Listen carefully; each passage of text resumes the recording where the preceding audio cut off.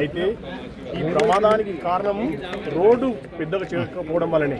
ఈ రూట్లో హైదరాబాద్ నుండి వికారాబాద్కి వెళ్ళే రోడ్డు మార్గంలో మెడికల్ కాలేజీలు ఉన్నాయి, ఇంజనీరింగ్ కాలేజీలు ఉన్నాయి, మేనేజ్మెంట్ కాలేజీలు ఉన్నాయి, పరిగి వెళ్తాయి, కర్ణాటక వెళ్తాయి, తాండూరు వెళ్తాయి.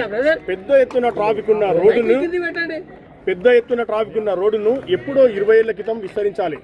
ఇప్పటి వరకు విస్తరించకపోవడం దురదృష్టకరం. ఈ రోడ్డు విస్తరణ చేయకపోవడానికి ప్రధాన కారకులు ముగ్గురు.